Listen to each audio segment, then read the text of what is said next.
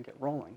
So we're recording now, and I just want to say thank you very much for having me in your home today to open up your home, your heart to me, and to learn about your life and your legacy and Benjamin's life and his legacy, and be able to take it and encapsulate it and be able to file it in the National Archive forever. It's really important for me. As you know, I'm a veteran going around the country to all 50 states to document post 9/11 KIA Gold Star family stories for the Library of Congress, and that's what brings me here. And thank you so much for allowing me into your home to do this.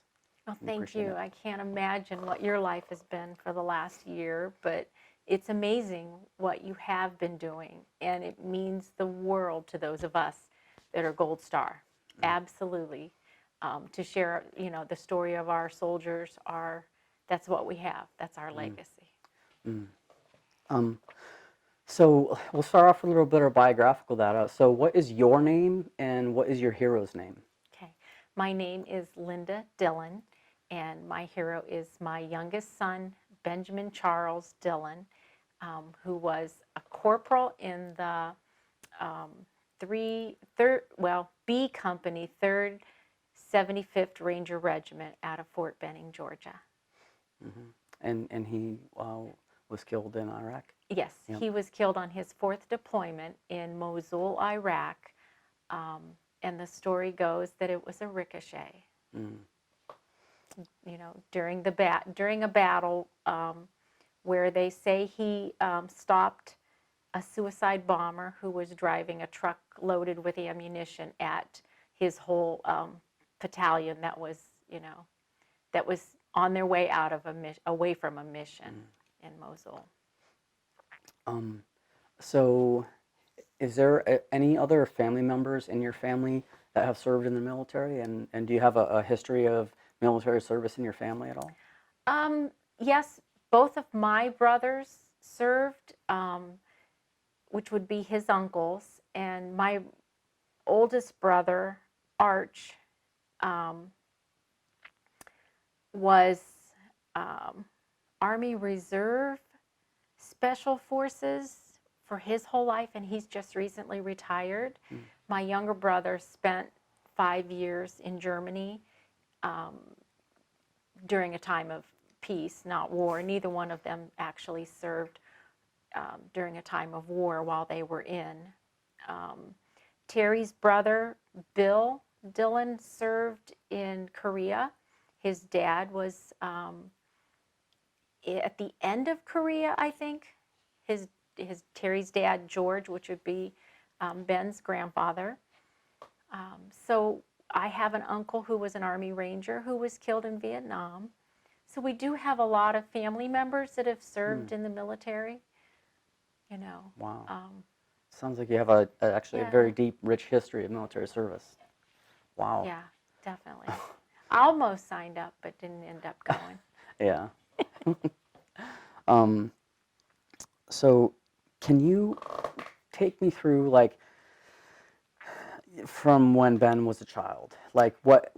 How was he as a child, and how did he get along with his family? What kind of things did he do to play, and what was his mannerisms like, and So Ben was the youngest of 3 sons, and he was small. My whole family's a little on the smaller side of stature, and Ben was the kid that they called to do anything.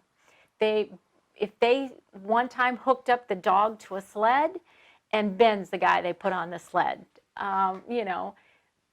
He was the most social of all the boys. And then he also grew up in a very unique situation where my husband and all 4 of his brothers, we all live right here in the same area. And Ben grew up with all of his cousins. There were like 15 of them in a very large group. You would find them either playing baseball, basketball, out playing, in the woods. We did a lot of camping.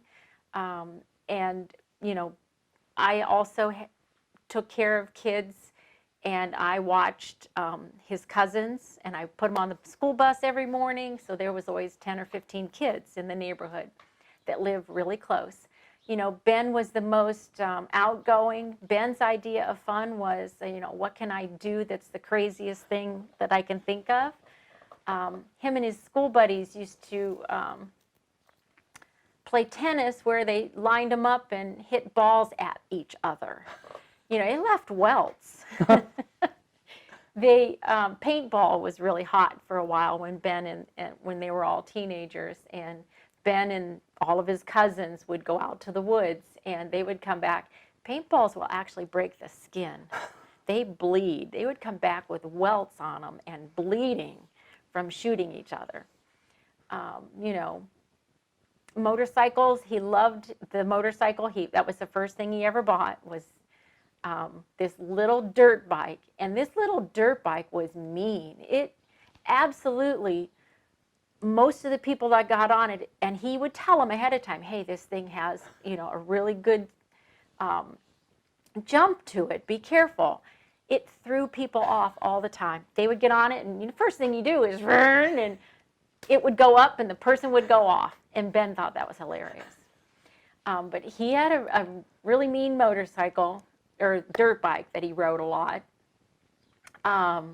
You know, things like that. In school, they were always the guys that would try anything, him and his buddies. And he had a big group of friends in middle school, and that's what they did best, was dare each other. I mean, football games in the mud puddles, you know, and they're all covered with mud, and baseball. He loved baseball. He's played baseball his whole life. Ben's idea of a good baseball game was it was raining and there was mud on the field, so they could dive into bases instead of just running bases. And we used to just carry trash bags so that we could just put them in a trash bag to get them in the car and not ruin your car. But Ben and those guys would just dive and slide through the mud like it was, you know, absolutely the most fun they've ever had.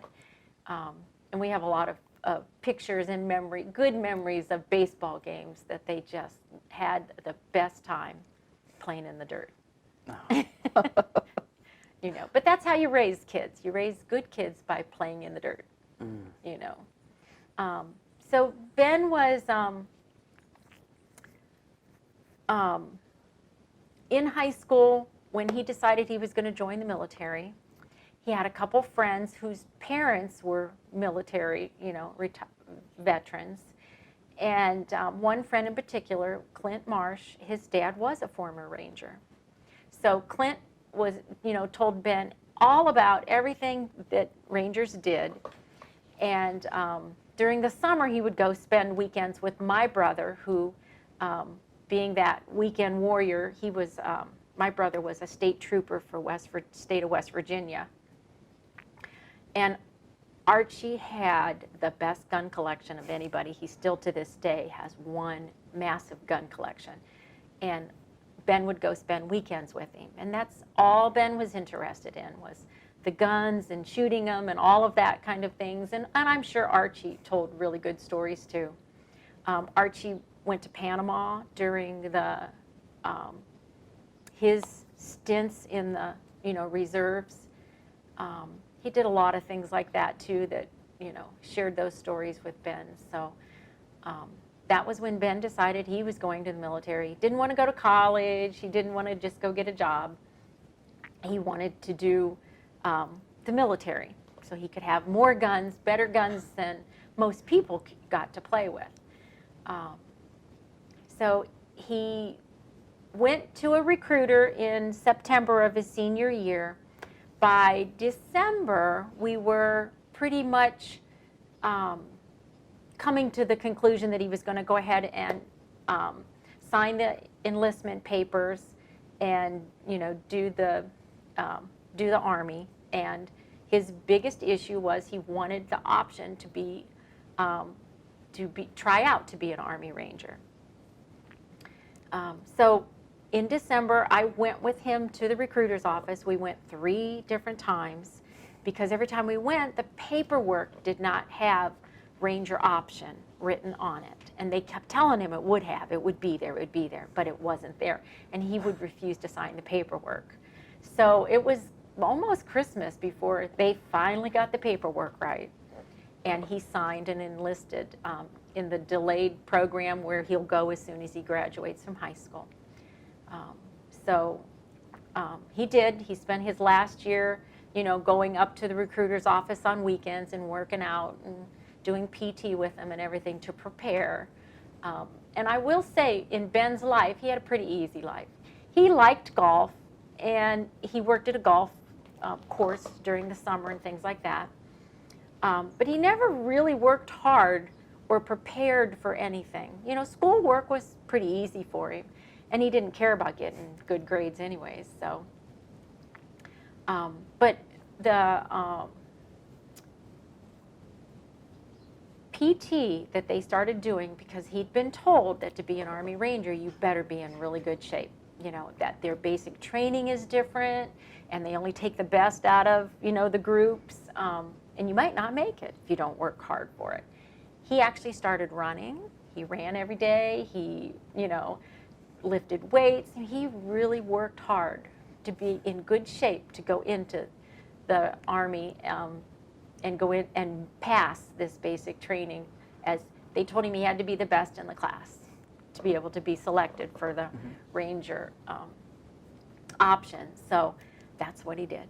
So during basic training, he worked really, really hard. He was the top shooter. He was, I think he missed being the most physical award in there by, I don't know, like 3 or 4 sit-ups. There was somebody else in there who also went Ranger option that beat him by 3 or 4 sit-ups in that 2-minute period. Things like that, but he did really well in basic training and moved on into Ranger training right after that. Oh, wow. So he was very lucky. He absolutely would write. Although basic training, we didn't get very many letters. Very quickly, he called one time, and he would call in the middle of the night, and he said, don't send any letters. Don't put any fancy stuff on it. Don't put any hearts on it. No cartoons on it. If you're sending a letter, it better be a plain white envelope. He said, we get smoked for anything that stands out. So his birthday was rolling around, and he said, he sent us a picture of Sean Card duct taped to the front of a striker and said, this is what they do to you for your birthday. Do not send birthday cards. Do not. And we thought that was hilarious. And we didn't. We didn't send birthday cards, and we didn't send any, fancy stuff to him for his birthday. So he did not get duct taped to the striker. But I don't have any doubt he was part of the person who duct taped Sean to the striker. Yeah. Oh my gosh. So did you go to his boot camp graduation? We went to his boot camp graduation. We went to any of their during basic training, they would have days where you could come visitation days, and we went to all of those. Really? What was it like seeing him for the first time once he was actually in the military? Like in definitely. uniform? Oh, yeah, in uniform. I mean, he just looked so young, but they all do in there. They all look young, but definitely toned him up, and he lost weight. He didn't get to eat as good in basic training and also throughout Ranger training. It's pretty tough on him. He used to be a picky eater, but he could eat in 3 minutes after he started, basic training in Ranger. And when he got to RIP, he said he could eat anything. Now, he was very good socially. He had great stories. We got stories from him about when he went through the Ranger training for land orientation, and they went to the swamps of Florida. And he said it was so cold in Florida when they were there. And he had to they stuck them in the middle of some place, and then they had to find their way out to the target, using their orienteering compasses and everything. And he said it was so cold that one night that there was the biggest spider he ever saw crawl up his leg, and he said he left it because it was body heat. Now, this is a kid who, when a spider came around, he killed it and left. He hated spiders. But this one, he said it was worth keeping because it had enough body heat to help keep him warm. So he was, it took probably almost a year of all the different phases of Ranger training, you know, to go through jump school, you know, and he did get recycled one time through Ranger indoctrination RIP training. They did land, they did mountain. I don't remember what the third one was, but I think it was the second session that he got recycled. So, and to be recycled, you know, you have to understand that in Ranger training, they start with 300 soldiers, and by the end of their 9-week session, they're down to 100 and some, and the rest have all dropped out. Injuries, you know, I don't want to do this anymore, you know, I need some sleep, things like that. But so he had one session that he had to be recycled, and he just got to try it again, and he, you know, made it through the second time. He was very proud of that. I know one time we went down to visit while he was in Ranger training, and we got to the Fort Benning, and we got into the barracks, but we weren't allowed in the Ranger campground, the Ranger camp. And it's fenced in. They keep the Rangers fenced in for a reason. They're kind of, you know, crazies. But Ben got in there, and we could see through the fence in certain places, and we watched them doing maneuvers. And they were actually going through an obstacle course, and at the end of the obstacle course, they had to pick up a guy and carry him around the whole outside of the obstacle course, and then put him down and then go back through the obstacle course again, and they were all being timed. Well, the one time we were watching, Ben picked up this 6'4" guy, and Ben was probably 5'8", and had to carry him around the outside. And you could, the guy's legs almost touched the ground. And here's Ben carrying this other soldier with him through, you know, through the course. It was pretty impressive what they do as Rangers. Phenomenal guys that, you know, become Rangers. I would say, you know, some of the other important things that we've gotten out of Ben becoming a Ranger was the maturity that we saw in him every time he did come home. And he didn't get to come home very often. There's no doubt about that. When he went into the Army in 2004, right out of high school, we hadn't really started that war on terrorism, hadn't really ramped up yet. But Ben's first deployment was only supposed to be a 3-month time in Afghanistan, became a 6 months, and that was when President Bush said, we're doubling the troops, and Ben was one of them that they doubled, and then he did a double tour of duty. As a Ranger, they only go for 3 months. So he spent more time in deployments than most of the other soldiers. Now, I know that, you know, most of the other soldiers, when they go, spend a year to a year and a half, but they're not in, you know, the actual missions that Ben, as the Ranger, that they go into. They only send them for 3 months at a time. But Ben absolutely was very proud, and you could see it on him that he had become a Ranger, and he had worked hard to get there. Did you go to his Ranger graduation?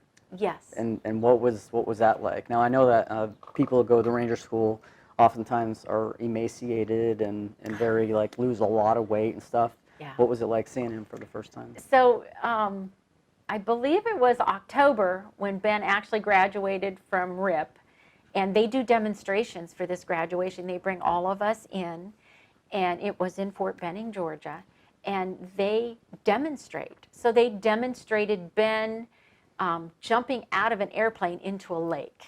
They demonstrated him crossing by hand a cable across the lake. And then they demonstrated battles, hand fighting, fist-to-fist fighting. And the soldiers would have to be, they all had different parts that they were a part of in this demonstration. So, when they started showing you what the Rangers were going to do, it was just so impressive. I never dreamed, that it was to that level that this kid was becoming a Ranger would mean. And they climbed the wall, rappelled up and rappelled down. The wall, it had to have been a 40-foot wall. Absolutely was 40 foot. And then they climbed out on that cable after they went across the lake. There was another cable. They climbed out and they had to drop, and then they had to swim halfway back from the lake, fully clothed. Ben, in his RIP, he probably lost the least amount of weight of all the guys, but he didn't have that much to lose. He lost 20 pounds. He definitely was, very thin. And I know some of the other Rangers that were with him at the same time, they lost 30, 40 pounds. I mean, we all went out to eat after the graduation ceremony, and they sat there and ate for 2 hours, most of them. I've never seen somebody eat that much. But they're very hungry kids. I mean, they did not get to eat. You got 3 minutes to eat during RIP at certain times, and you didn't get to eat all the time. Only when you had a couple minutes downtime. And sleep was the same way. When Ben came home from that, he would sleep for 15 minutes, and that's it. He'd be up and moving, up and, gone. And he said that's what they teach you, is that you sleep in 15-minute increments, and but that was a little different too. He was much more, kind of hyperactive kid when he came back. But he definitely was excited about what he was doing, and very happy to have graduated. Very proud of himself for what his accomplishments were, through that Ranger indoctrination program. After he graduated Ranger school, where was his next duty station? Where did he go to? So at first they line them all up, like the Army has a habit of doing, and they say, you, and you're going here. Well, Ben was first going to Washington State, to the Ranger Battalion out there. And my husband and I were going, I mean, it's one thing to be able to drive to Georgia, but to drive to Washington State for us was going to be pretty rough. And we were a little deflated, but then they get to the end and their numbers aren't even. Uh-oh, the guy says, well, we've got to make some changes. All right, do we have any volunteers? Well, nobody, because you learn quickly, you don't step up and say anything. So nobody volunteered. So he turned around and he looked, you and you're staying here. And it was Ben. So luckily, Ben stayed in Fort Benning and did his airborne training right there in Fort Benning. And then they sent them out to wherever, they were assigned when they got their, MOUs for where they were headed. So I was very thankful that Ben stayed at Fort Benning. So that meant we got to come down more often and to be able to visit with him, and he could come home a little bit easier. Anytime he had a chance, we would fly him home. It didn't matter what was going on or what length of time he had to spend. We always made sure he got to come home and take him back and forth. So his first deployment was a year after enlisting. Do you remember him telling you the first time that he said he was going to deploy, and what were the thoughts or conversations around that? His first deployment, he told us when we were down in Fort Benning visiting him, and his dad and I think his girlfriend at the time, and we were there at a campgrounds, and he had come out and he goes, I got a lot of paperwork. I need you to help me with the paperwork. So I started doing all the paperwork, and the paperwork is a life insurance policy. It is how do I want my funeral? if anything happens. And we started doing all that. And he said, you know, it looks like we will deploy right before Christmas, so I won't be home for Christmas. And that was his first deployment, was October. And he was supposed to be home by Thanksgiving, but that didn't happen. And he ended up staying 6 months over there. So he didn't come home until January of that year. You know, and the paperwork was, you know, kind of, where's his banking accounts, what kind of car does he own, does he, you know, all of that kind of information. So we did all that, you know, and he thought he was being pretty funny about all of it, you know. Well, I don't want a funeral, I don't want this, and I don't want that. And I finally looked at him and I said, you know what, you're going to be gone. I said, I'm going to do what I want. So just know that now, you know, because this is crazy what you're saying. You know, no funeral, no music, no nothing. Ben loved music. And he shook his head, said, okay, Mom, you can do it. I really had a little bit to do with his actual real funeral, but I would say that my casualty officer was the biggest part of having that. And he knew how to do it all, you know. Wow. So we did a very, very nice funeral for Ben. Okay. Okay. When he was on his first deployment, did he call back and talk to you? And was he able to call back? And if so, what were the natures of your conversations? Well, as an Army Ranger, they don't ever let you know where he's at. So we had no idea what country or where. Find out later he'd been to Africa, Afghanistan, Iraq. He'd been all over that first deployment. They moved him around a lot. Email was our best form of communication. He got to call once in a while, but I would say the first deployment there were only 2 phone calls. But weekly emails, and I have every one of them because emails last forever. So, and I already printed them. But his emails would be, you know, it's 110 degrees in the shade here. You know, he would talk about the weather. He never talked about anything he did or where they were actually located. You know, he would talk about who he was with and hanging out with and what they did. And at that point in time, he was into bodybuilding and things like that. And he would tell us, you know, how much he could deadlift, you know, and his bench presses and all that, the weight he was doing. Let me see what else. Oh, he talked about the snakes and the spiders. So Ben and I were always snake hunters. I mean, as a young kid, and I'm a farm girl, so we always went snake hunting anywhere we went. And we would catch a lot of snakes. Matter of fact, he brought home from school for the summer the boa constrictor and the rock python that were in the science lab, and we kept them all summer.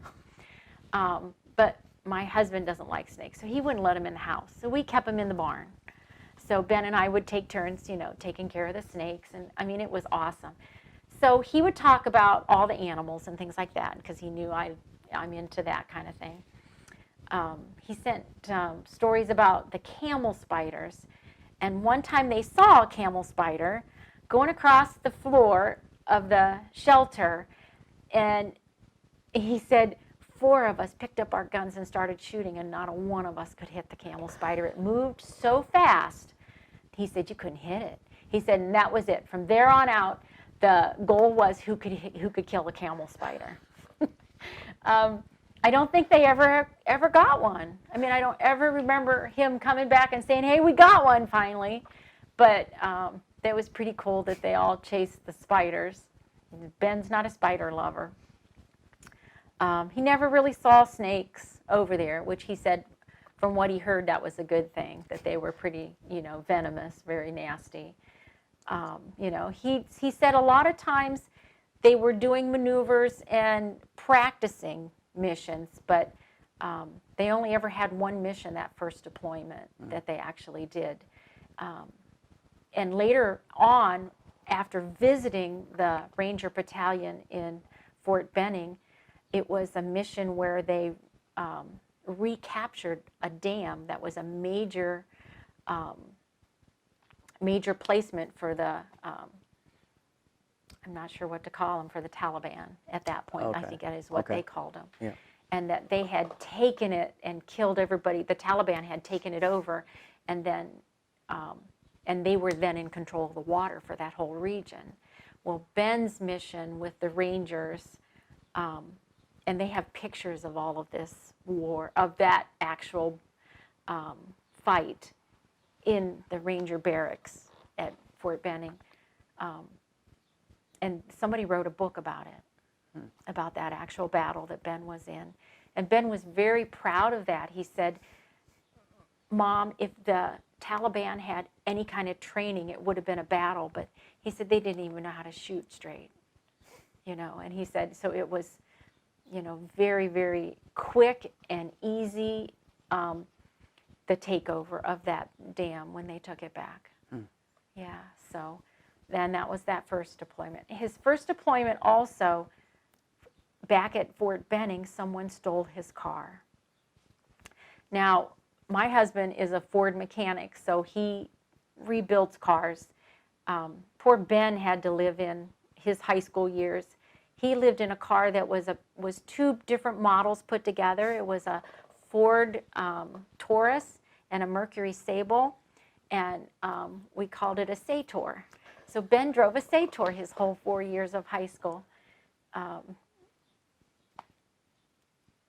You know, but he actually had a Mustang. It was a Mustang convertible. I believe it was an '89 Mustang convertible. And it had a really nice car. The seats were starting to crack, the leather seats and stuff like that. But it was a very pretty car. It was red with a white top on it. Anyhow, somebody broke into his room, stole his car keys, and totaled his Mustang while he was on deployment. When they found out that the car was totaled and somebody had to go to the impound lot and pick it up, they actually brought Ben home 2 weeks ahead of the rest of the battalion to be able to take care of the mess that was left from the stolen car and to prove it wasn't him that was driving it, because they had the car but not the driver. So he got to come home a couple weeks early, you know, out of it, but also lost his car. Being an older car, you know, it didn't have any value, so they just paid him his, you know, a couple $1,000s and said, oh, sorry, here you go, for his car. But we brought it home. You know, being that my husband's a mechanic, we don't ever throw car parts away. We keep them all. So we took a U-Haul pony trailer and ponied the car back home from Fort Benning and kept it out back behind the barn. And then, you know, 3 years later when he was killed, my husband says, what am I going to do with Ben's car? And I said, well, you're never getting rid of it. You know, you're going to have to keep it, so you might as well think of it. Why don't you just rebuild it? And he goes, yeah, I don't know. You know, it's pretty bent up and dented up. And he goes, well, I'll think about it. And then his brother had built a Cobra kit car, they're called. So Terry come down and met with his brother Tim, and they both decided that they were going to take Ben's car and build a Cobra. So you go on the internet, you buy this, it's like buying a model. You buy a kit, and in this kit come all of the body parts with the framing and the all of the other pieces that you would need. And then you take Ben's old Mustang and you take everything out of it. Like you just take the body off of it, you use the frame, the axles, the brakes, the steering wheel. You put in everything from the radiator, which had to be replaced from the accident. And we used the stereo and the speakers that were Ben's, because he had put those in the car himself. And the windshield wiper, everything from Ben's car is put into this kit. And then you paint it. And, you know, well, of course, my husband and his brother had to tweak it a little. So they put a supercharger on it, and then they put a washer fluid chip in it, so it runs, you know, 50 horse more. It probably runs at, what is it? It says 427 on the side of it. So you took a 80 horsepower car and, you know, quadrupled its power. So we now have a beautiful Cobra. It's red, and it has pictures of Ben on it, and we call it our Benny car. We take it to parades. It goes in our Memorial Day parade every year, and we do other parades that are veteran-oriented parades with our Benny car. One of the other neat things about cars would be Ben played baseball on the high school team, and his baseball coach was a detective from the sheriff department here in the county. And Kevin Nicolino, he was into race cars. Him and his dad built race cars, and they race at some of the race tracks around here. Kevin built, they're called low mod racers, so they're low to the ground. They're not a big, huge car, but they have a big car engine in them. They probably are running, 300-400 horse. And he built one and put decals all over it in memory of Ben and raced that for a couple years. He took it to Florida and won down in Florida, one of the races down there. And then he was racing it somewhere around here, and I don't remember where, but he wrecked it and brought us the door. So we have the door with Ben's picture on it out in the garage of his race car. And Kevin's pretty nice guy. He really liked Ben, and Ben really liked him when they were playing baseball together. So what about his second deployment? And what was his second deployment to? Where was that to? Again, let me see. His second deployment, I've learned since he went, during the time, they don't tell us where Rangers go. They don't give us the date he actually leaves or the date he actually returns. They tell us within the next 2 weeks, they give us a 2-week window that your soldier will be leaving. We always got a letter from the Ranger Regiment, never from Ben, telling us that he would be, deployed. I do believe they went to Egypt, the second deployment. That was what some of the other guys have told us when they came back. And most of that was just training, There were a couple missions, but, they didn't really give us details what the missions were that they did. Almost all of their missions were night missions. Ben was really good with the night goggles. And I know my brother has night goggles and stuff, as a former retired military. And he brings them up to the house, and we've played with them a lot and stuff like that. So Ben said that was really helpful, that he knew how to use them and was pretty good with them. Ben liked guns, so he did a lot of the guns and worked on the guns. I know his first job in that second deployment was, I joked, and we do kind of have some of us sixth sense, really, unusual sense of humor. And Ben's first job was carry the ladder. Well, it sounds kind of silly, but the person who carried the ladder was the first one to the battle. So if you came to a house, the guy with the ladder went first. He threw the ladder up against the wall, and then they climbed the ladder and got up onto the roof of the house. So that was how they would take a house. And Ben kept saying, no, you don't understand. We're doing what we do. I've got all these guys behind me with guns ready to go, and I'm carrying the ladder. I know. And I kept telling him it was, here I am, shoot me first, was his job. And he would laugh, and he'd say, that's not how it is. I got all these guys with guns behind me. You'd be an idiot to shoot the first shot when you're looking down all these other guys pointing their guns at you. And he said to me, Mom, I'll never die by being shot. He said, now, I'm going to get tattoos because I think that it'll help him, to be able to tell you which body parts are mine, because I believe that if something happens to me, I'll be, blown up. He said, because you got to watch everywhere you step, And then at that same time, right about that same era, a couple kids from Southeast that had joined the Marines, and they practically lived at our house too, so we kept track of them. one of them had been blown up in the barracks on the base in Afghanistan. Somebody had shot, a rocket launcher from outside, and it blew up, and he had just about killed him. He's alive today. And Ryan, lost his leg and almost both legs, but they saved one. So he's in pretty good health, and he comes back to visit, occasionally. He sent me a picture of his tattoo with Ben's name on it. And, that had happened at the same time. And that was my opinion as to why Ben was saying that. As everybody gets, and there were a lot of what are they? IEDs. IEDs, there you go. There are a lot of people dying from that.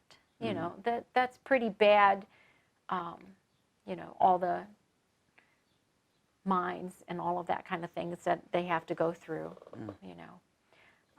and that was his opinion. So when he came home after that deployment, he got his first tattoo. Now, Ben is the first person in our whole entire family to ever have a tattoo. And he's one of the youngest. I mean, there's 3 other ones younger than him. So he's down at the bottom of that age bracket. And his first tattoo was on his chest, and it was a sun, just black ink, and it had his initials in it. And then the next tattoo he got was the 3rd deployment. He came home, he got another tattoo. He got this big, huge cross on his chest, or on his side, on his rib cage, really. And I think there was one more, but I do have pictures of all of his tattoos, as well as his best friend from high school, Bobby Bergman, after Ben was killed. About 4 days after the funeral, Bobby comes to the house, and Bobby says, "Hey, I want to show you something." And he takes his shirt off, and he shows us he has wings, and he has Rangers Lead the Way and Ben's initials on his back. He said, "It's my new tattoo." He says, "I knew I had to do this." And that was kind of, it just started the ball rolling, and it just seemed like that was the thing to do. So all of my kids and my nieces and nephews, they decided they were all going to get a tattoo, So at first they all had to talk about it, and they all got together, and all the guys decided they were doing the Ranger tab and scroll, and they were going to put it on their arm. Okay, so at that point, Bobby says, "Okay, you call me, and I'll take you where I went, and they'll do it for you." Here it was, and we live in a small town. It was a cousin to one of the kids who was the tattoo artist who did them.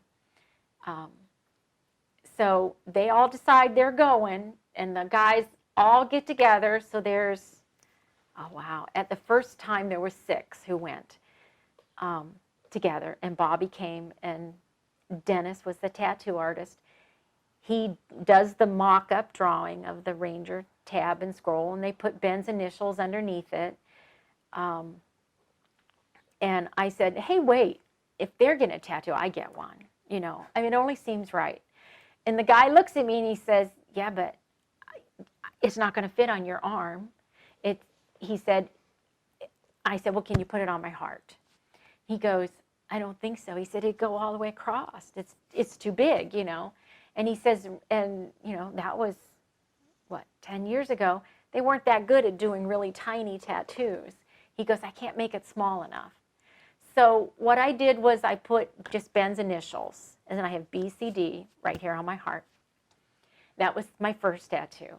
So after that, then the guys come home, and the story, I took pictures too, by the way. So I have a tattoo album of everybody getting tattoos.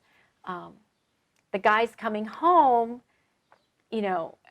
from the deployment after Ben was killed were, I don't know, they were inspired by our tattoos, because we told them about it. Now, Ben, being a Ranger, when you are killed, you don't ever come home alone. They sent his best friend from his battalion, Sean Card, home with him.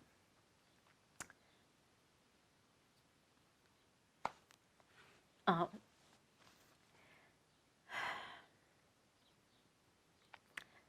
can't imagine doing this for somebody, but Sean stayed with the body from Mosul, Iraq, to Germany, to Dover. He rode with the body when they brought it in to the local airport here. He came to the house and stayed with us here.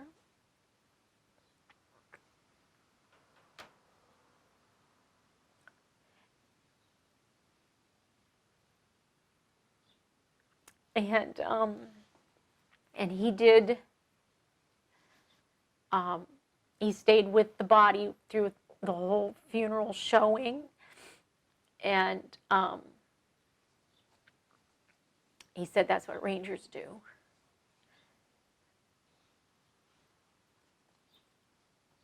I would say it was maybe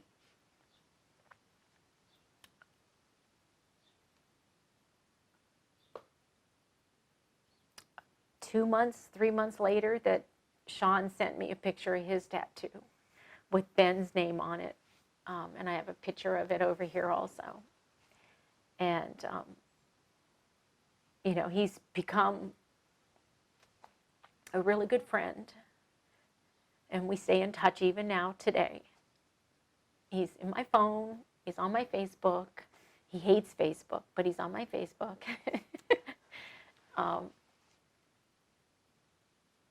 You know, and it's been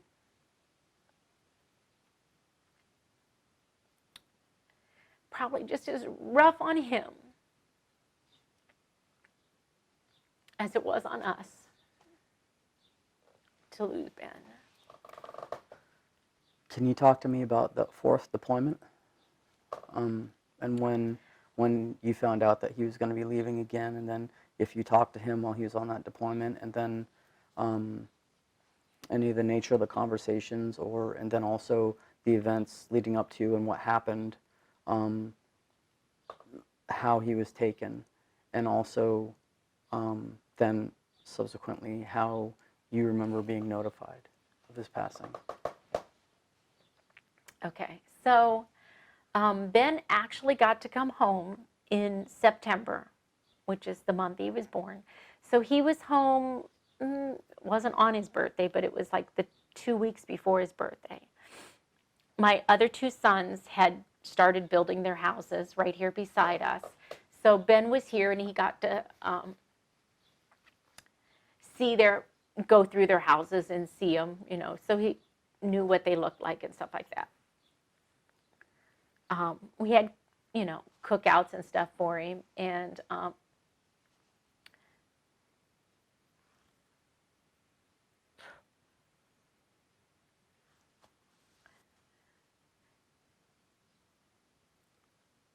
this time was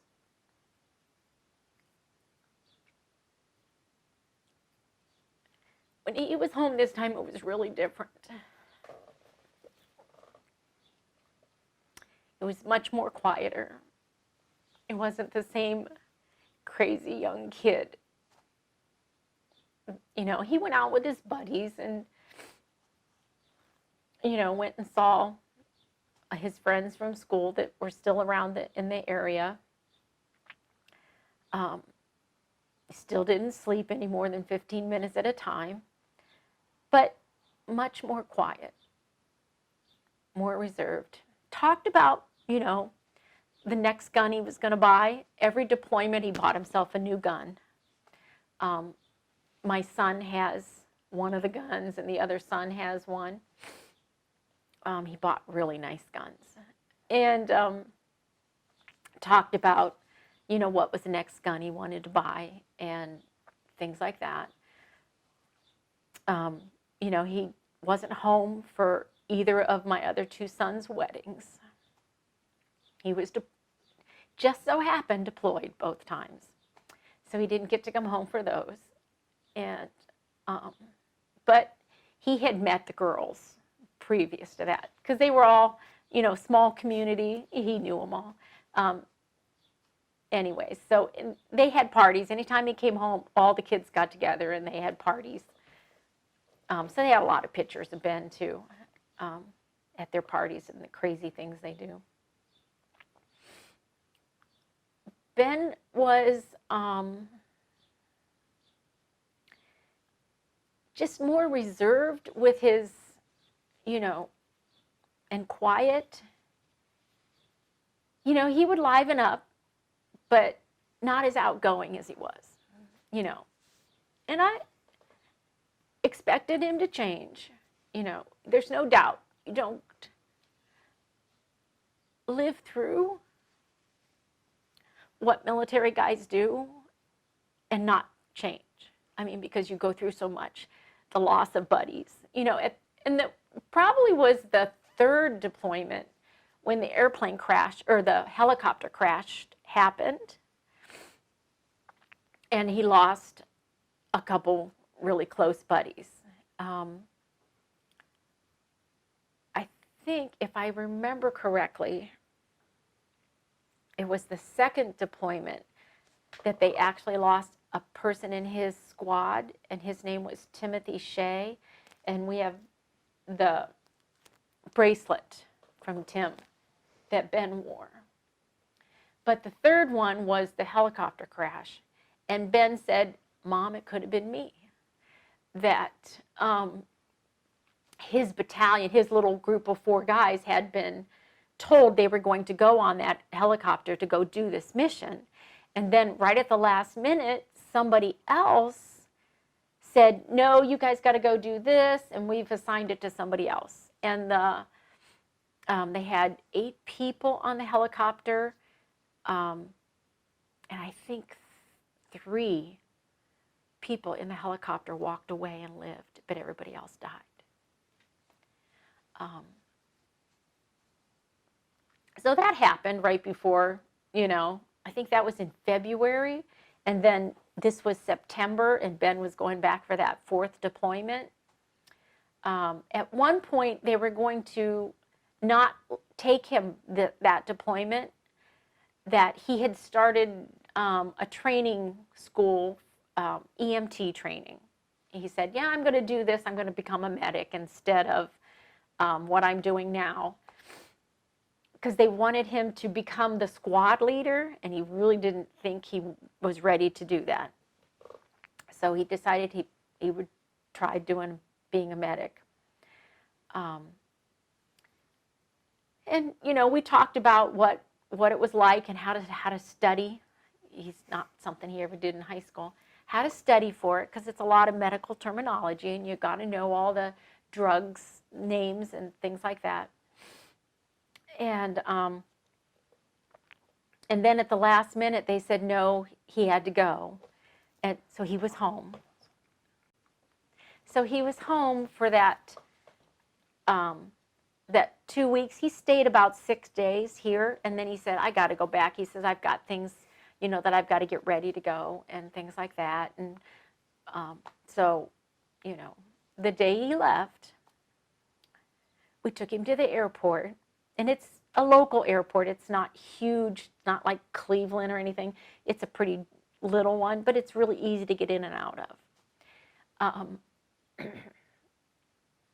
He hated his picture taken. He always gave me the hardest time. From probably 6-year-old on, he hated it when I took pictures. But Nick and Julia, my son and daughter-in-law, they had just gotten a dog, and that little tiny Doberman puppy had just come home that day, the day Ben was leaving. And Ben let me take his picture with the dog.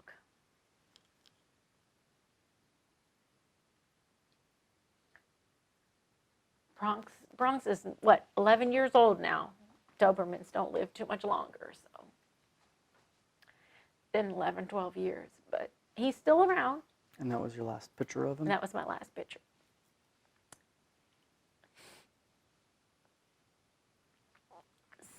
So I knew something. Not only was it different when he left, this time I just knew.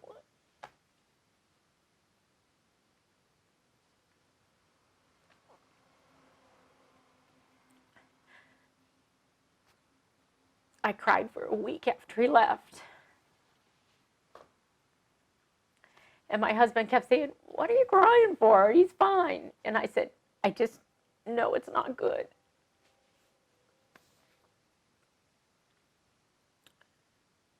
So,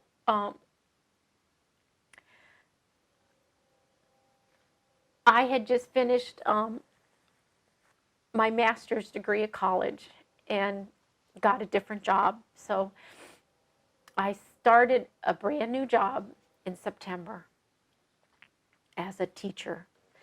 And I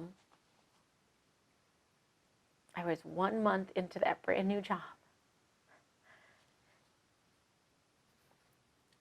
And 3 weeks after Ben's birthday is when Sunday morning, 6:30 in the morning, we had two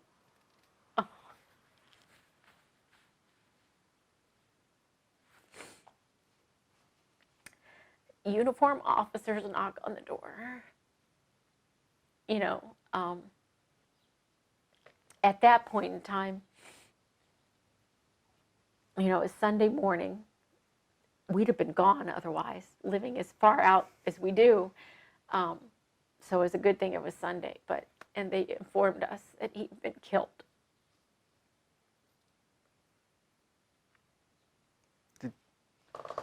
The knock on the door, and did you know who it was? Could you see him, or did you You could not know? see him. You could see him. What Yeah. what were your thoughts when you saw them? Do you think it was a mistake, or?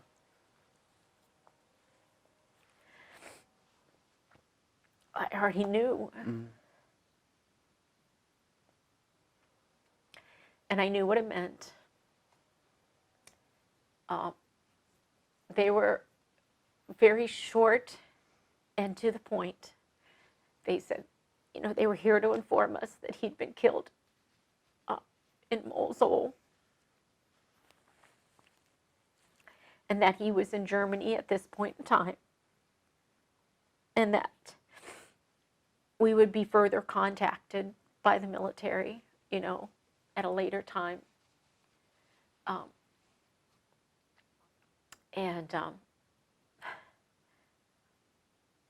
One of the guys took my hand and said, "I want you to know I was a former Ranger, and that we always take care of our own." And then they left. It was very short. You know, they said to my husband, "Do you have family?" And he goes, "Yeah, they live right here." And they said, you know, "You can notify your family." You know, Ben always told us you would never hear it on the news before you knew it in person. He said, "They will always be at your door before it ever hits the news."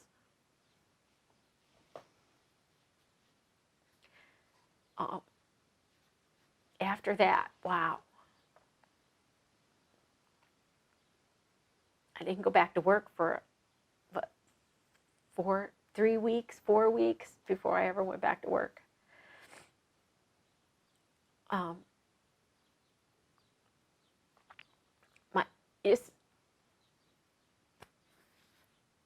My tiny little township that I live in was so incredible.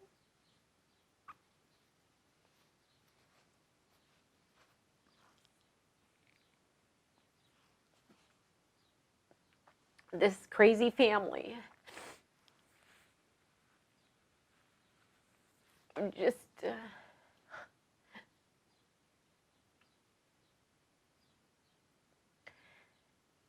been there for us for everything. The Army Rangers sent us a casualty officer. His name was Fernando Gonzalez. Gonzo was his nickname. He's still an amazingly good family friend. Gonzo came in. Within 2 days, he was here. He told us that, did we want the military to be a part of the funeral? It was all up to us. But if we wanted the military to come in and help, that they were willing to send people to come help, make arrangements, do anything we wanted, any way we wanted it. So within 2 days, Gonzo was at our door. He stayed in a local hotel, and he just came and spent the days with us all day, and then he'd go home. Through the funeral arrangements, we, called a family friend who has a funeral home, and Dan kept telling us, I don't think you understand.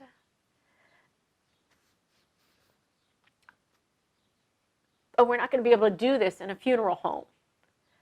I don't think I got it.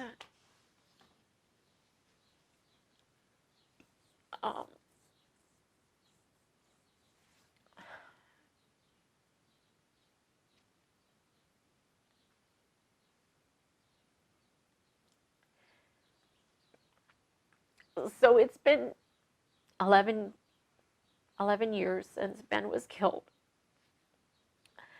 I know that the trauma has been every bit as traumatic for me. And I have a long way to go.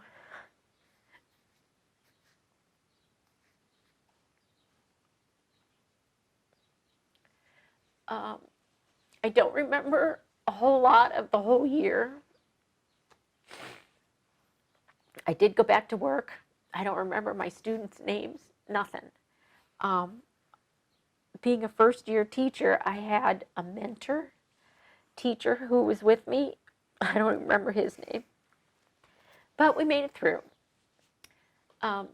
Gonzo was absolutely amazing. He took care of details that I obviously wasn't capable of thinking of.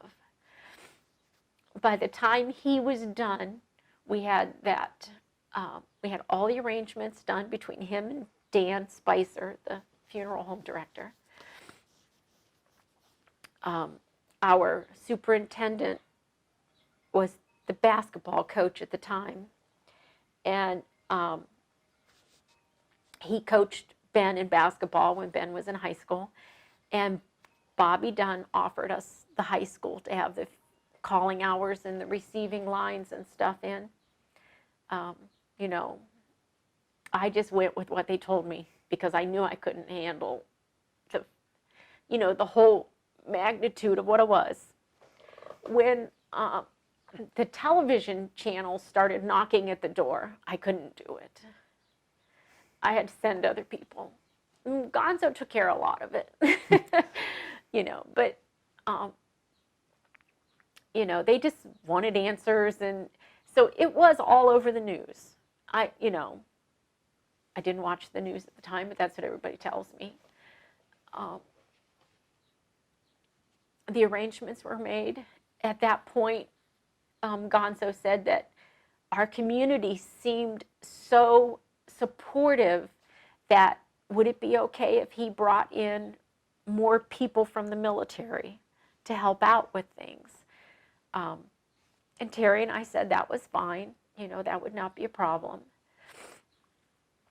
We didn't know who he meant at the time, but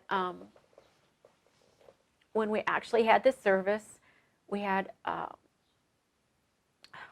was it, a bus load of 20-some Rangers from Fort Benning, and they were there as escorts for the body, as well as to carry the coffin and do the ceremonies. Colonel Wagner, Lieutenant Colonel Wagner at the time, was a 3-star general back then, and he came and spoke at Ben's funeral about what it means to be a Ranger.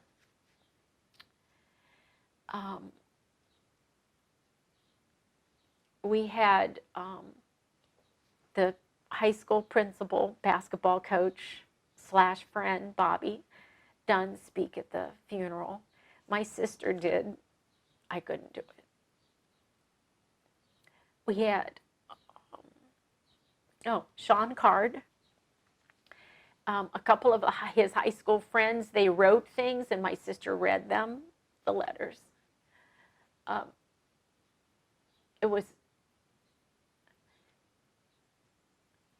We have a scrapbook of pictures and everything, and all of the letters that they wrote are in there.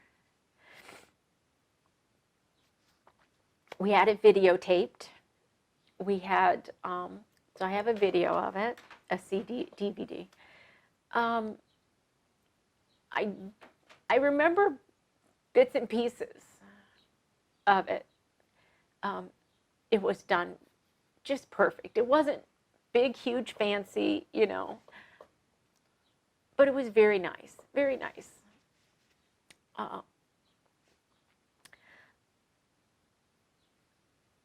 So that was 2007, and I don't think I realized at the time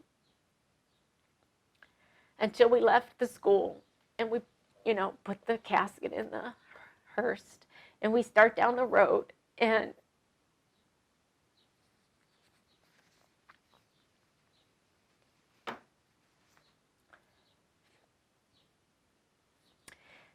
this tiny community had people up and down the road for more than 7 miles holding flags and signs, and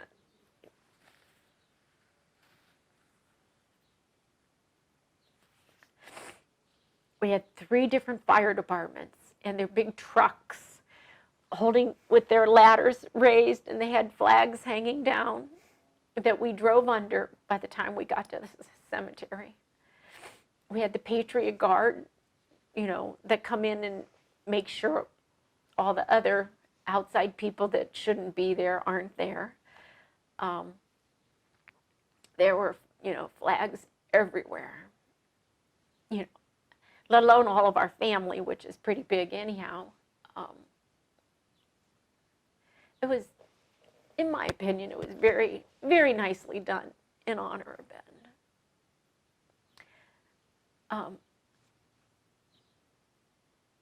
Colonel Wagner handed me my flag.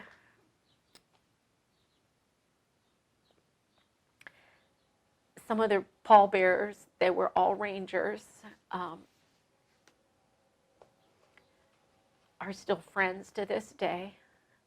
We have one out in Arizona that we talk to every now and then. So after the funeral and everything's done, around here we always have a funeral dinner. Well, Gonzo later said that most of the time they're not invited, that nobody invites the Army or the military to come back for dinner. And that was okay with him. He said those guys don't have to eat anyways. He can send them, they could start home. But we insisted, so we had a cookout. We, ordered pizza and chicken and all of that kind of stuff for the soldiers after all of our family had come too. So we had a big, huge cookout and invited all of the Rangers and the soldiers, and Colonel Wagner didn't come to that, but all the rest of them came.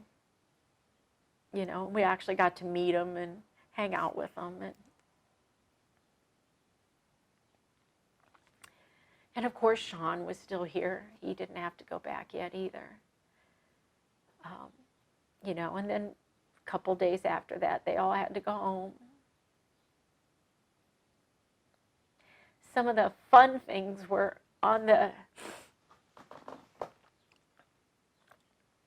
we got a sheriff escort from the local county sheriff department. His kids grew up with our kids, and Dwayne sent us escorts, and they escorted us to the airport when we picked up Ben, and it had rained. And we were all amazed at the beautiful rainbows that we got to see going to the airport. It just seems that a lot of times now, when something big and important is happening in our lives, that we get rainbows. We had a rainbow the other day before we jumped. You know, and it does rain a lot in Florida, but you know, it's just amazing, the coincidences and things like that.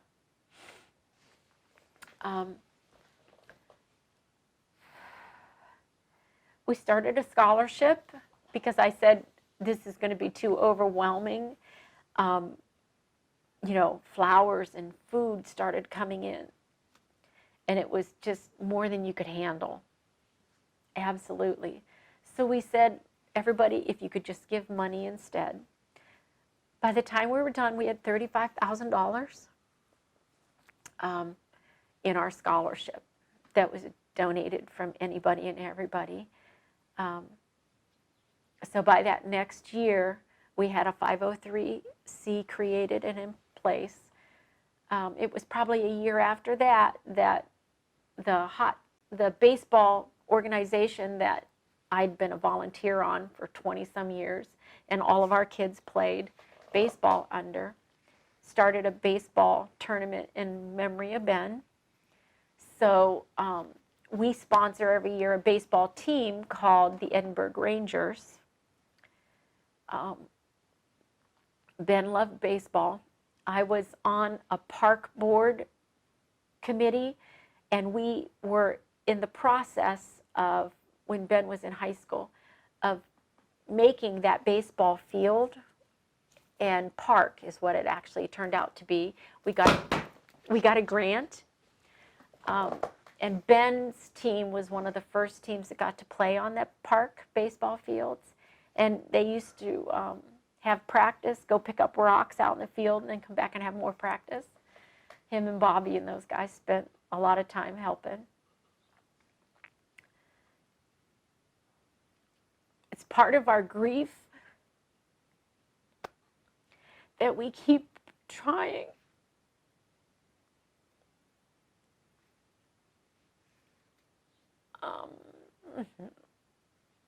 To make something good. To make something good out of this loss. We're not the only ones.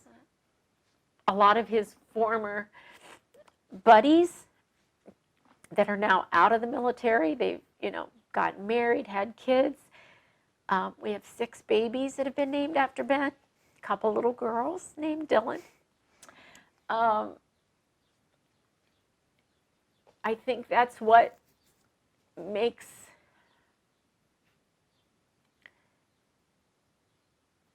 me the happiest about Ben's story, is that we're still doing good things. Out of a bad situation. This wall behind me is evidence of the great people in this country who don't just walk away and forget. We get all the time, it is still coming, that people will email me or things come to the house. The other day we got a sponsor sheet with Ben's name on it that somebody just did a 10K and they ran in memory of Ben. you know, our own baseball tournament in memory of Ben. I mean, it's just amazing. But all of this is a representation of people that go and they do things, and they don't forget everything that these soldiers have done for us. You know, I am and was a teacher in a high school in a poverty city. I mean, we're definitely high poverty levels. And those kids don't understand, and they don't realize, you know, that the freedoms that they have that they like to complain about, that this is how they got them. And I would always have teachers say, well, I can't even make them stand up for the Pledge of Allegiance. Never had that problem. Everybody in my classroom always stood up for the Pledge of Allegiance. Because it came with a story that they understood. You know, it had meaning for them. And it made them feel a part of that. To do, you know, to be a part of you know, this country. I teach part-time in a college, and believe it or not, one of my assignments is, what does it mean to be an American? You know, we talk about culture and diversity because it's a major issue in our school systems. And a lot of them they don't even understand what it means to be an American. You know, and I feel that that's a way to help them understand, you know, that yes, you could be, your genealogy can say you came from England or Germany or wherever, but when you became an American and you created, and we have that big melting pot, so now what does it mean to you? You know, and then once they start thinking about it, they realize it. But I think that's what we're missing in this world right now, is that I'm an American, and it doesn't matter what my culture is. I'm a free person to have choices and to make choices. And I didn't just get that, you know, I had to earn it.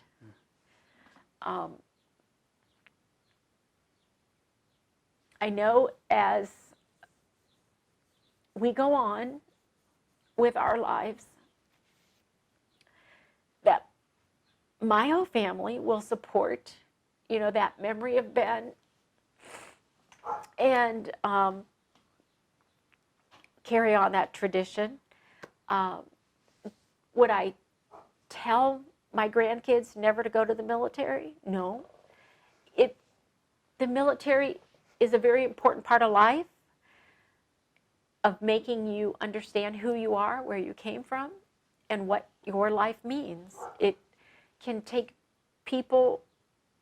Now, Ben was very driven about his military commitment.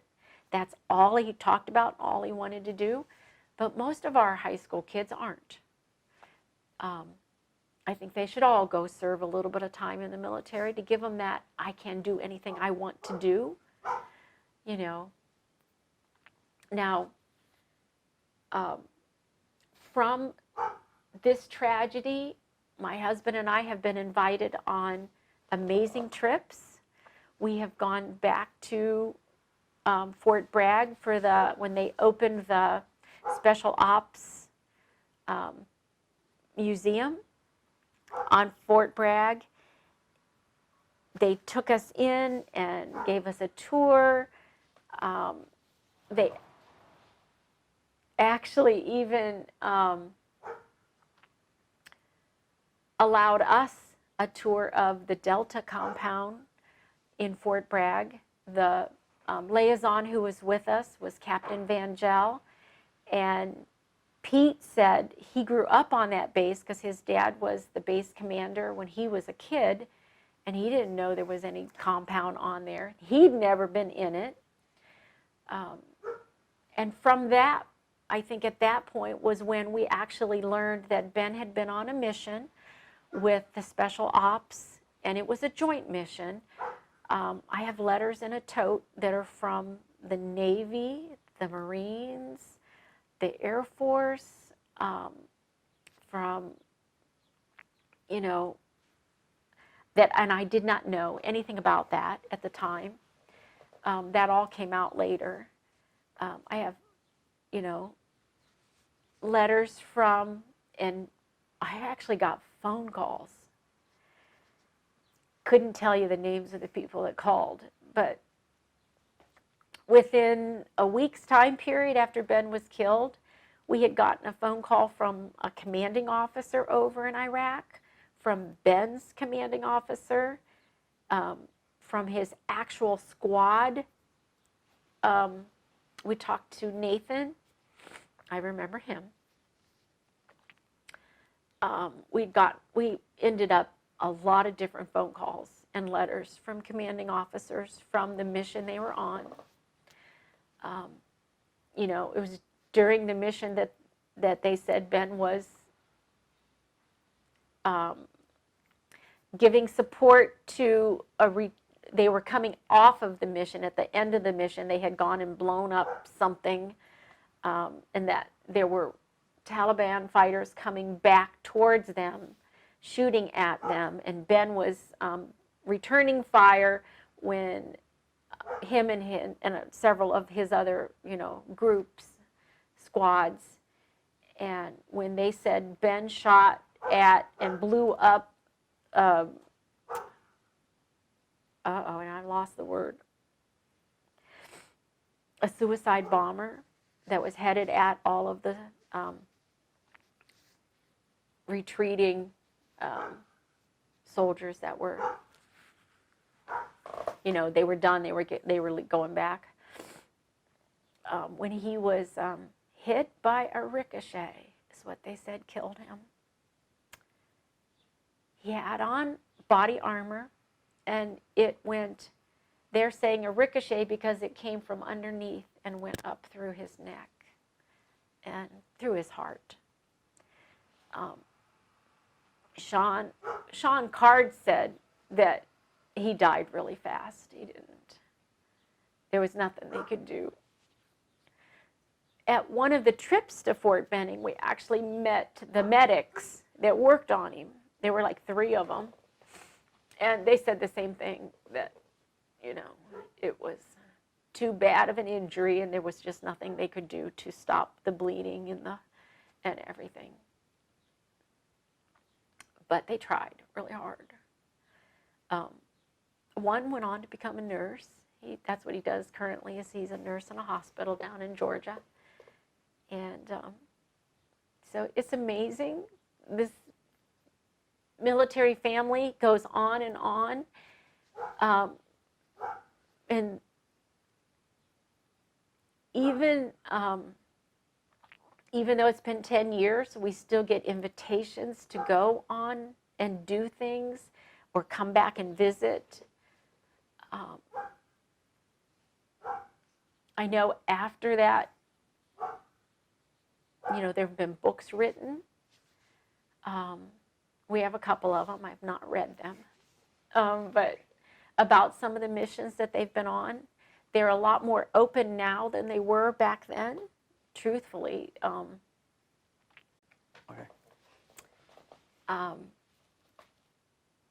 My husband and I just recently went on a skydiving jump for the first time in both of our lives ever. And it was, we were invited from the Special Ops Command Center, and we drove to Tampa. And when I posted it on Facebook, I got 3 messages from former airborne rangers that served with Ben that said, hey, next time you want to jump, you come see me, that I'm still jumping and I'm an instructor and I'm doing this, and your next one needs to be with me. So I know one of them's in Colorado. You know, it means a lot to us to still have that connection.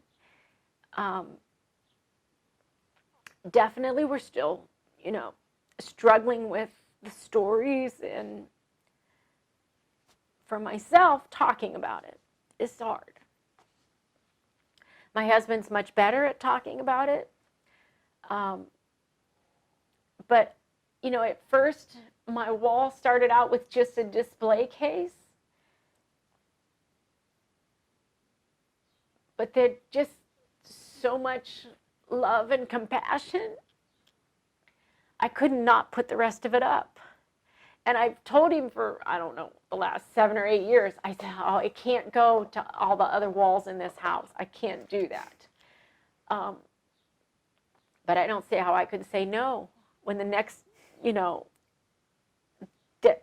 picture comes from somebody, or, the next runner does a 10K and sends me the pin on his outfit that says he ran with Ben's name on it.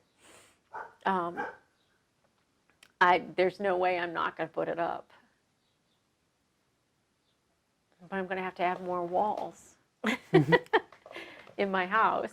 But what are some ways that you found to handle and mitigate your grief and loss, and cope with your loss in now and then in time? How did you do it? I did join the Gold Star Moms organization, and we started a chapter right here in Northeast Ohio, Gold Star Moms. We seem to have quite a number of fallen soldiers from this particular area. I think our number is up to 15 right now.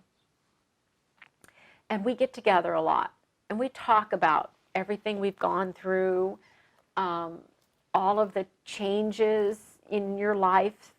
Some of them have moved on and moved away. We have a couple that moved out of state. Some of them have not moved on, and they're still struggling, And I can't say I'm not struggling, but I work hard at coming out with that smile every day and working hard to honor this, and the people that helped create this, and the people that support all this. But they helped a lot because we got to talk about, sometimes we laughed and said, I think we do more crying than we do talking. And I said, maybe that's what we need. You got to take what you need and figure it out.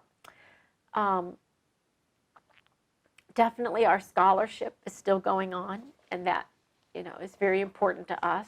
We spend one weekend out of the year, well, a week before and a week after, planning it, working it, and cleaning up after it.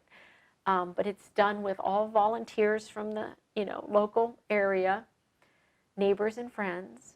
And it's amazing, the kindness. So in the state of Ohio, we have Gold Star family plates, and we have Gold Star plates on all of our vehicles. So do our sons. You could be driving down the road, and someone will pull up in front of you and salute you. The first couple years after Ben, part of grieving with that kind of trauma, you have short-term memory losses. So the first year after Ben, we totally forgot to get our license plates renewed. Well, the state trooper that pulled us over said, I'm former military. He said, just go straight home, and didn't give us a ticket or impound and tow our car, which is what the law in Ohio is. So, little things like that. It's been amazing. The stories that have come back. We have cousins that lived in Michigan and they moved to Texas, and everybody got Ranger shirts from, like, my blanket here. Those are t-shirts, and it's a t-shirt quilt made out of all the shirts that we have had and bought and shared with the neighborhood and all the people. Like, all of our scholarship people got t-shirts. Baseball tournament, they all get t-shirts, and they all say Ben and Ranger. And he had his Ranger shirt on, and he was working out at the gym, and this guy walks up and says, hey, what battalion were you with? And Scott is a really tall, skinny guy, and he goes, do I look like a Ranger? And the guy says, well, it doesn't matter what you look like. And Scott says, it wasn't me, it was my cousin, and he was killed in Iraq. And he says, I turned around to walk away, and it had Dillon on the back of it. And the guy says, hey, wait. He goes, how did you know Dillon?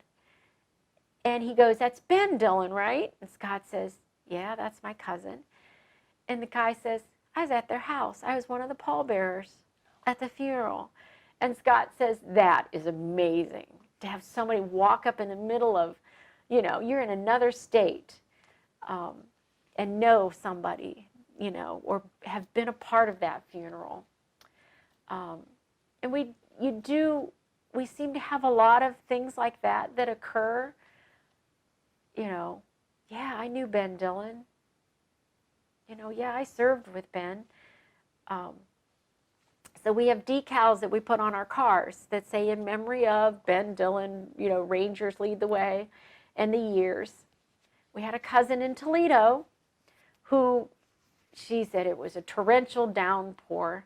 It is raining to beat the band, and her old piece of junk car quits in the middle of a big intersection. And she goes, I've got my kids in the car. I'm dressed up. What am I going to do? I can't get this thing to start. And she goes, I figured I was just going to sit there. She says, somebody knocks on the window, says, put in neutral. She says, I put in neutral. She said, some guy pushed me out of the intersection. And she yelled, well, what do I owe you? Why, thank you, thank you. And he goes, Rangers lead the way. I served with Ben. Pushed her out. I mean, and we get stories that come back. They always tend to send us a story or call and share their stories with us. I would say that the Ranger shirts have gotten us a lot of extra stories from people that you didn't know were a part of everything. A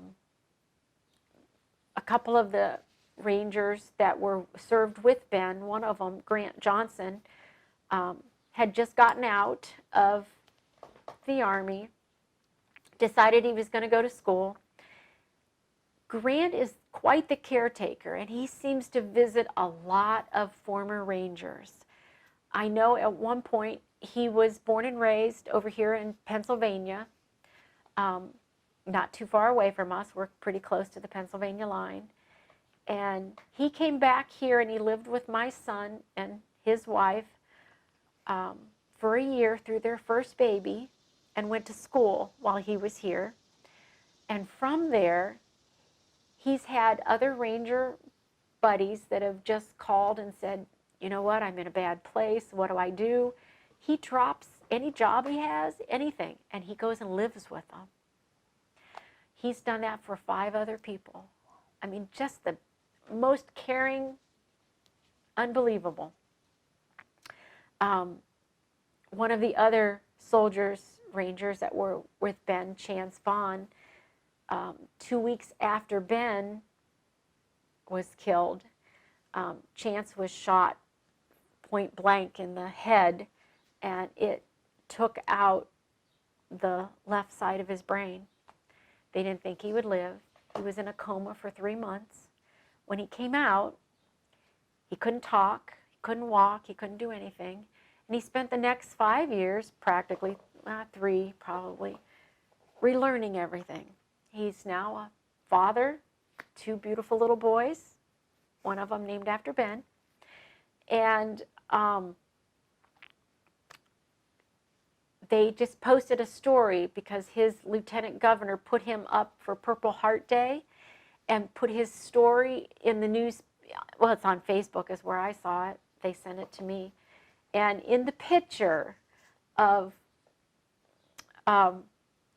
Chance, as he just came out of the hospital, is Grant Johnson hugging him. So Grant was there. It's amazing. There was this one kid from Long Island,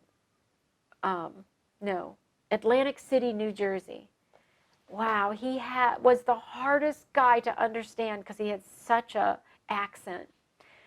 His nickname is Pimo. Pimo called me for 2 years once a week.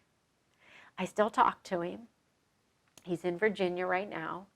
And it is just amazing that family bond from that Ranger battalion, that still shows up when you least expect it.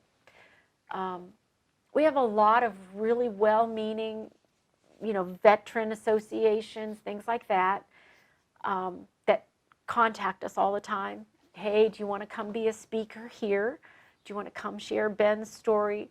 Last year I shared Ben's story at the unveiling of a Gold Star family monument in Medina, which is just a little ways away from here. We take part in several different organizations that raise funds for foundations for veterans. We do at our church a 3K run, and all of the money raised for that goes to a homeless veterans shelter in the county. We ourselves go donate, time and money and things like that to the veterans, because it's just as much for them as it is for us. Ben had such character. He was such a character. Every teacher in school always said that. He always had a lot of friends. The friends come back all the time. In my effort to try to stay on the positive side, we don't celebrate the day he died. We celebrate his birthday, which is really close anyways. He was born September 16th, and he was killed October 6th. So we have a birthday party every year. His kids, all of our kids, his school classmates come back. Every now and then one of the soldiers, if they're in the area or they can make it, they'll come back. And we have a birthday party for Ben every year. Last year's birthday party, we had a veteran's home, and they used to be called Rolling Thunder. A couple of their people came and they brought us a blanket. I have a Marine comfort quilt. I have a historical Civil War blanket from ladies that are the Daughters of American Revolution. They send things in the mail still. It's just amazing what the people have done and that they don't forget. In the state of Ohio, we have a church down in the state capital, which is Columbus. It's a really big church. We went down. They have a dinner every year where they invite all Gold Star parents to come and talk about their kids. They have a little memorial cemetery, and they have white crosses with your soldier's name and his dates on it. And that one's hard to take because they do the whole ceremony where they ring the bell and say the name. And all of our politicians are usually the ones who read the names every year, because it's down in the state capitol. They just amazing things that they do. They send us, like Fort Benning had to build a bigger memorial monument. They've lost so many soldiers, and they send us rubbings of Ben's name on the new monuments and pictures of the monuments. We have several of them on the wall. When we went to Fort Bragg for our trip, they gave us rubbings of Ben's name on their Special Forces wall.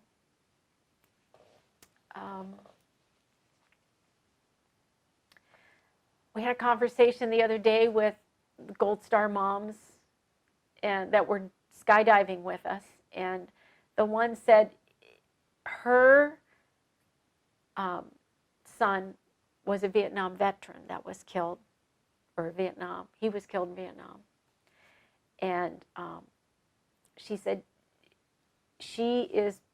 what does she do? She takes care of the Facebook page for the Gold Star families for the 75th Ranger Regiment down in Georgia. And she said they had a really interesting conversation at the Ranger Rendezvous that they have every year about how long did they think it would take before you would stop identifying yourself as a Gold Star mom. And she said never. She said it's something you're going to keep forever, And there's no doubt, it's something that you'll keep forever. So we had this friend of the family. His name was John Davis. He used to be a handyman and repair, construction and things like that is what he worked at. And he lost a son in Vietnam, and he's buried up here by Ben. After Ben died, we called him Uncle Johnny forever. Uncle Johnny bought me his Gold Star pin. He said, "Do you know what this is?" And I said, "I really don't, but I know I have some because they've been given to me." During the calling hours, a set of Gold Star moms had come and brought me, one of the Gold Star pendants, and I said, "But I don't really know what it is." So he started telling me what it meant. And then Johnny just starts crying. He says, "I lost my son in Vietnam. And this is the one they gave me. And I want you to wear it." So I do. I wear it proudly every day. It's right here on my wall. So it's amazing how much compassion that there is. And even you, Keith, and what you're doing on this journey. It means so much.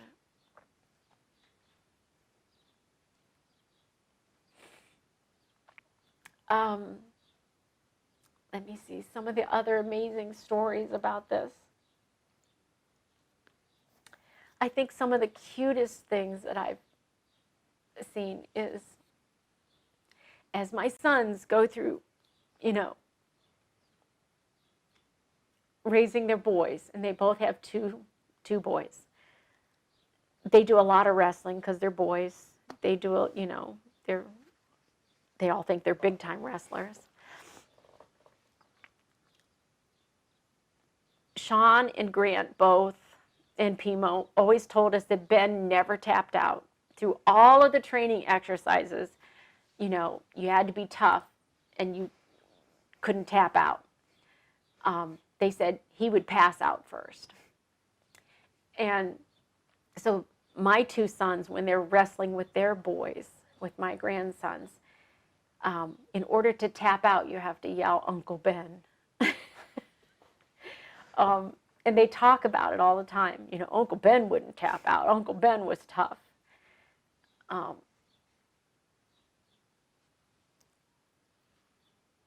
They know him because of all of our stories and all of this. They never got to meet him.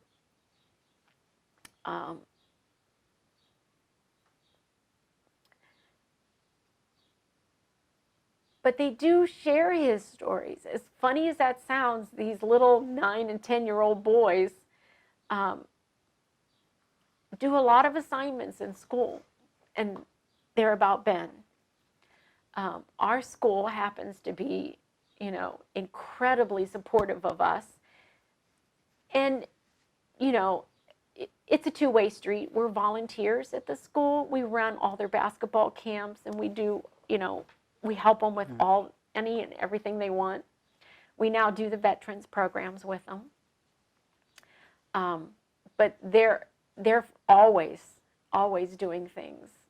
They've put Ben's name up in a lot of places down at the building, to support all of us and everything that we've gone through. How did Ben's loss affect his brothers? How did they handle it? They're still working on the handling part.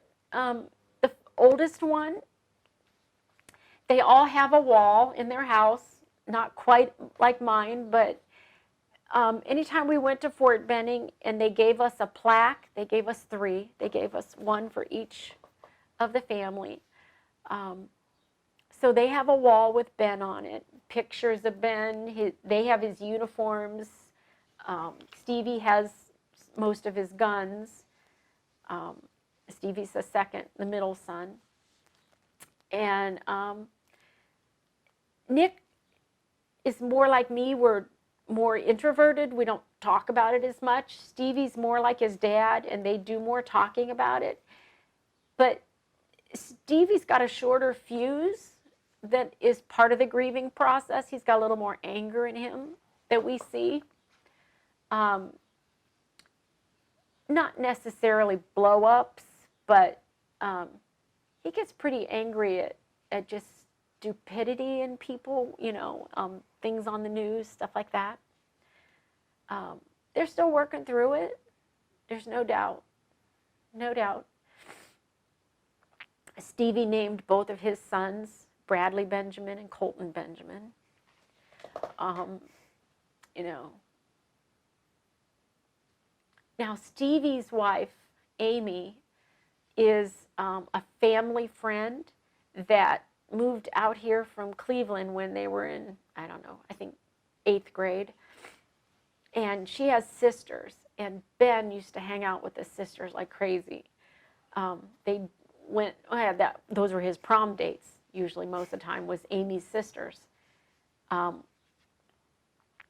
And, you know, at one time, Bobby Dunn, a teacher at Southeast, had this assignment that you had to do a, what did he call it?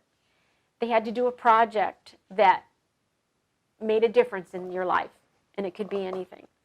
So Allie did this beautiful PowerPoint of Ben. She said there wasn't anybody in 3 classrooms away that wasn't crying, you know. And even Bobby said it made him cry. So it's been a process for sure. We have good days, we have bad days. A lot of ups and downs. Is there any particular way that you commemorate Memorial Day now?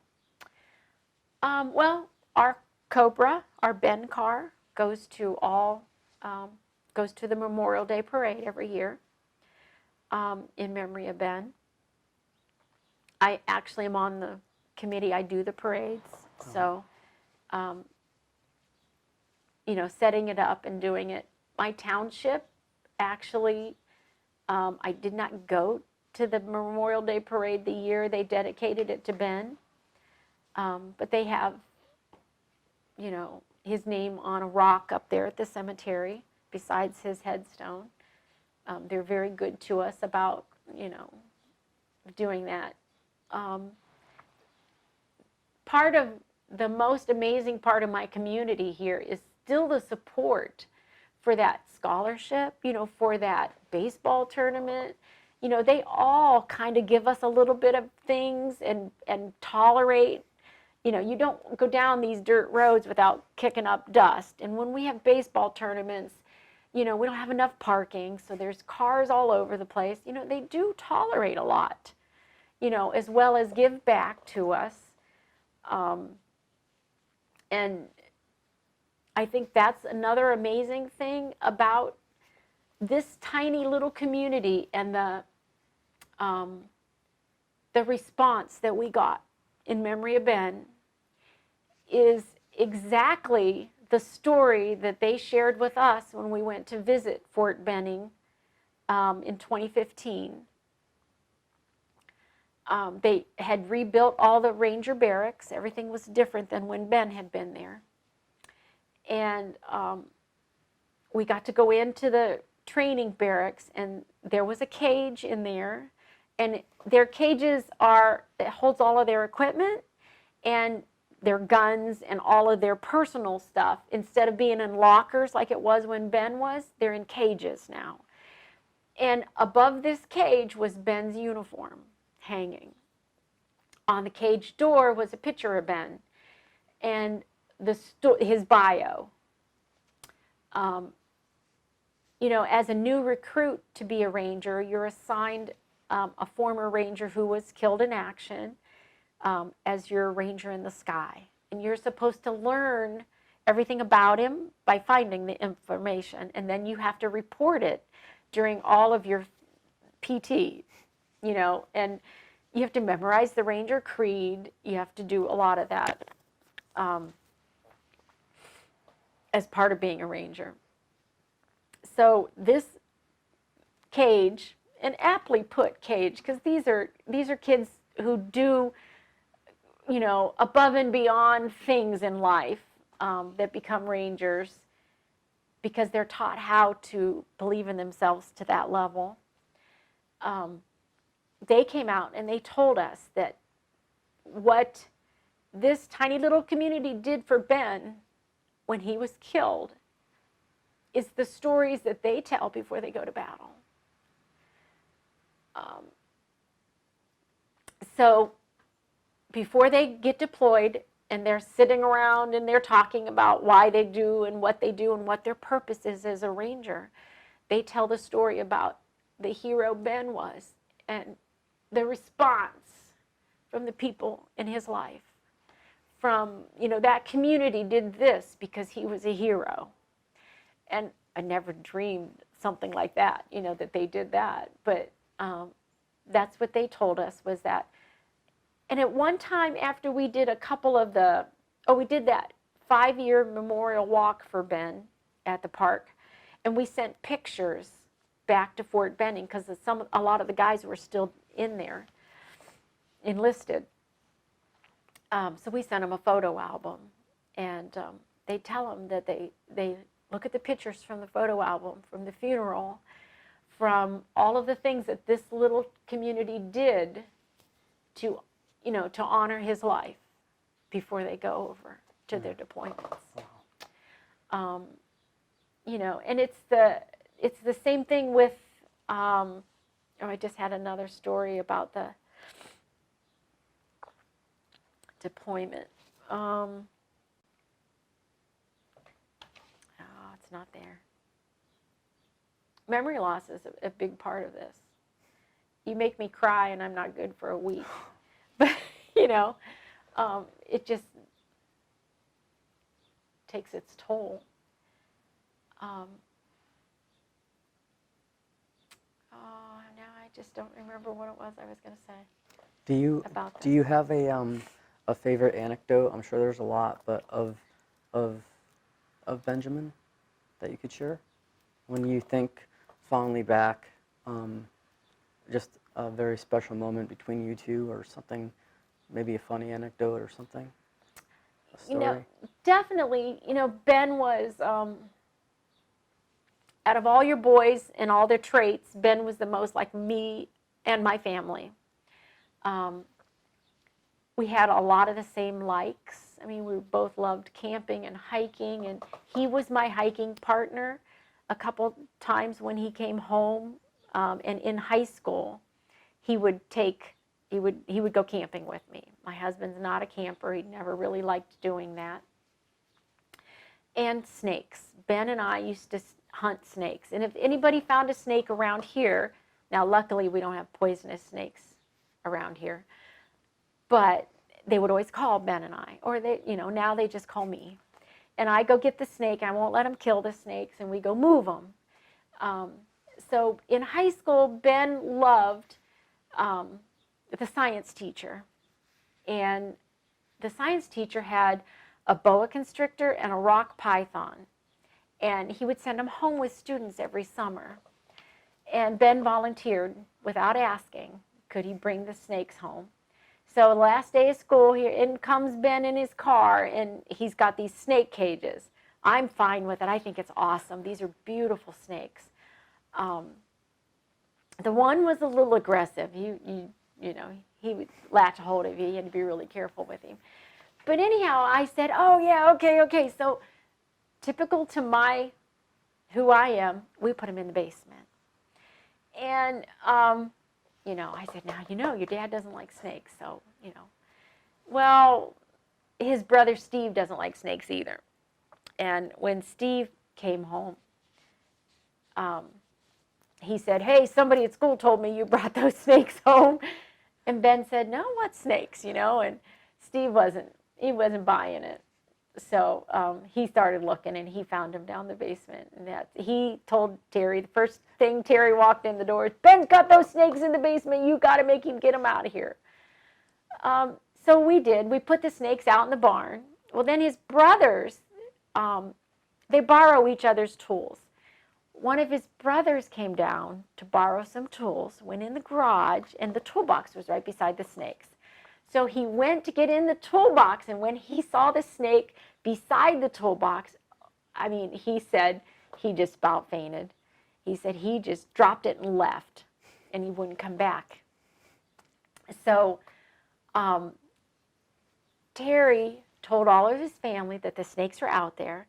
We had to put them in a cage, inside of a cage, and put a lock on the cage before his brothers were happy that they could go in and get their tools when they needed to borrow something.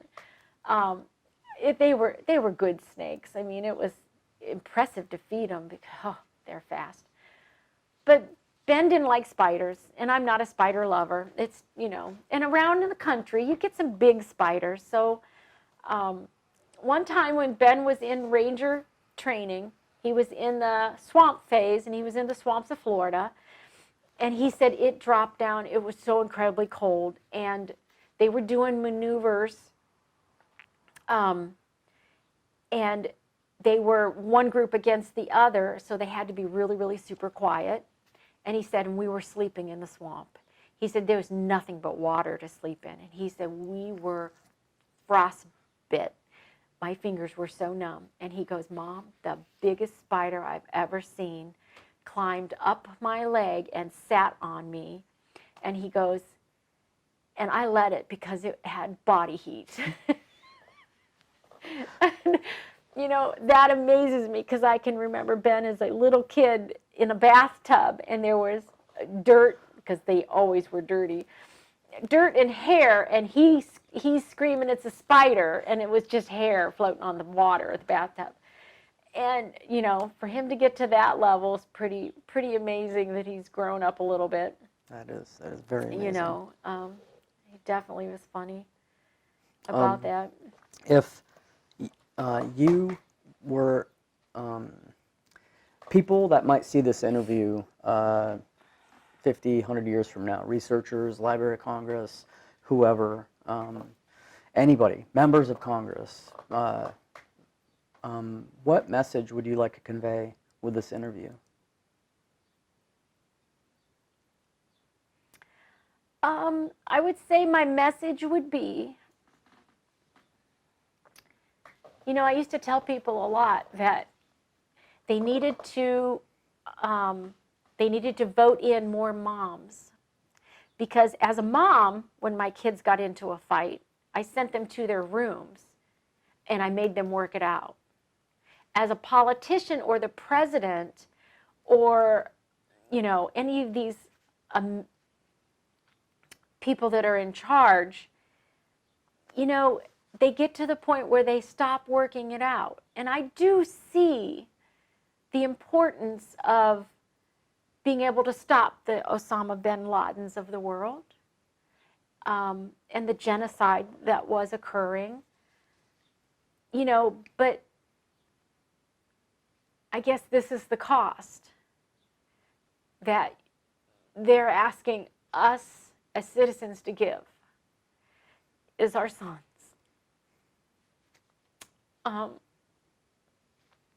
And I think as moms, we would work a little harder on working things out before we send in the troops, which in the 10 years since Ben's been killed, they've started doing in the military. If you look at what they're doing and how they're doing it, they are doing it from a distance when they've gotten to the point where they can't work it out. I will never regret Ben going. That was his absolute dream in life, was to become a ranger. And of all the conversations Ben and I had, it was, Mom, I can be killed tomorrow on my motorcycle. Mom, I can be killed in my car. You don't know. You don't get to choose when your time is. I have no doubt that all of this shows that Ben was a hero and willing to do that. You know, he was trained to do that, and he wanted to be there to do that. What's the verse? Choose me, you know, I will go. I mean, that is absolutely what our military does for us. And if it wasn't for the great, great men like yourself who do this, we wouldn't be the great country we are. So, you know, definitely, and I know as I watch the news and I see from the president on down that they think twice, because it's just as hard on them and the rest of the people in that military family as it is us.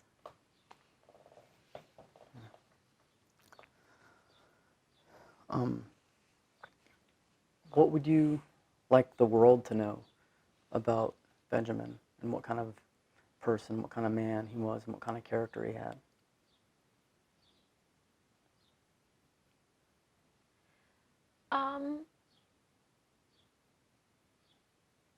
I would say Ben and his character is exactly why the freedoms that we have in America are important. Ben never met someone that he didn't like. Didn't matter what color, what nationality, he didn't care.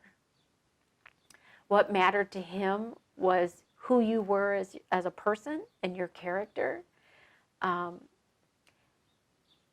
Ben spent a lot of his high school years in my sister's classroom. She taught special needs children and was always there to help out anybody that needed it. So he definitely, you know, was a very giving person. I think if the world needed a message, it would be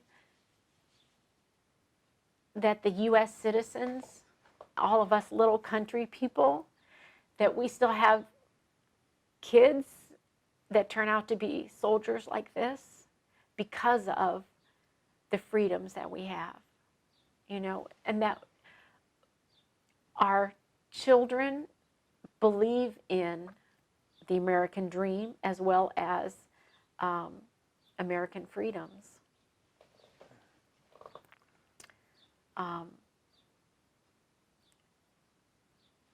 What would Ben say? Ben would be the first one to tell you that it happens, you know. You don't get to pick your time and place. You just have to do the best you can do to that point. Is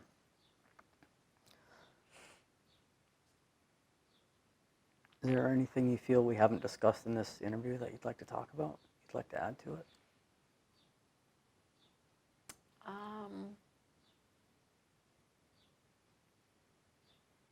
Anything else?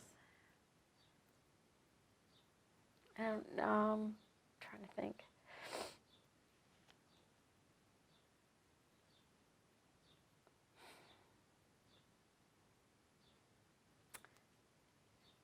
You know, I can't think of anything else. I would just, you know, like to thank everybody, you, Keith, for this opportunity.